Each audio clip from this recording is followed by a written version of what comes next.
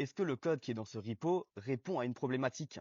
Peu importe quelle est cette Je suis problématique. d'accord avec tout ce qu'il vient de dire, à une exception près. C'est que la problématique, elle importe. En gros, pour faire simple, de quoi il parlait, il disait que lorsque tu publies en fait des projets dans ton repo, il faut que ce soit des projets qui soient pas des trucs de newbie, mais il faut que ce soit des projets qui sont aboutis avec des bonnes problématiques. C'est ça qu'il dit. Et il va un peu plus loin, il dit non, n'importe quelle problématique compte à partir du moment où c'est une problématique. Peu importe la problématique. Et c'est là où justement je suis pas forcément d'accord, c'est qu'il faut que tu fasses gaffe à avoir une problématique qui parle à tes recruteurs. Je t'explique pourquoi. Pour faire simple, tu vas avoir deux recruteurs.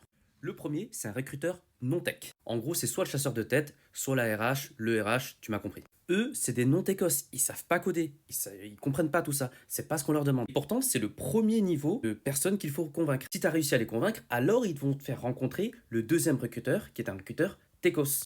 Soit le lead dev, soit le CTO, soit le directeur technique, t'as compris. Et eux, en effet, pour eux, la problématique va peut-être compter un peu moins parce que c'est le code qui va être important pour eux. Mais voici le truc, le recruteur non tech ne te fera jamais passer au recruteur tech si il n'a pas compris l'intérêt de ton projet, si en fait ton projet lui parle pas. Donc oui, publie des projets dont tu es fier, mais attention à choisir une problématique qui parle quand même à des recruteurs qui sont non tech. Je te donne un exemple, admettons que tu as créé par exemple un clone de Lodash. Tu vois, donc c'est une librairie qui te permettrait de manipuler des objets et des arrays, enfin des collections de manière générale. Et que tu l'as fait, que tu l'as renforcé, tu as ajouté bien plus de méthodes, vraiment à ta manière. Bah, tu vois, ça, mine de rien, c'est un gros projet, c'est vachement, vachement avancé.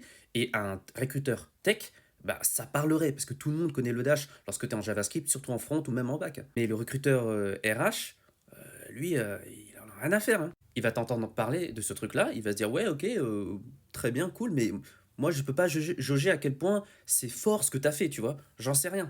Pire, il pourrait même ne pas remarquer l'existence de ton projet, parce que ça lui a pas parlé le mot Lodash ou clone de Lodash. En revanche, par exemple, si tu as créé un site e-commerce qui permet de vendre, je sais pas, des produits cosmétiques, ou alors des matériels, des instruments de musique, eh bien tout de suite ça parle plus. Ou si tu as monté un réseau social, même un réseau social pour chat, tu vois, t'en sais rien. Bah là ça parle. Tu pourras même l'appeler Chatgram, tiens.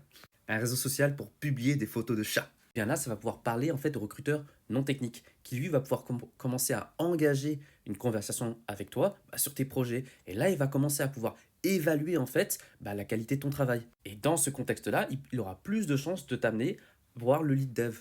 Autrement dit, le recruteur technique cette fois-ci. Et là, du coup, ça va compter.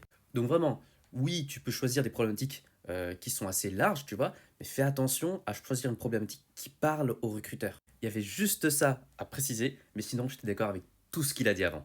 Très bon conseil, Mister Joker.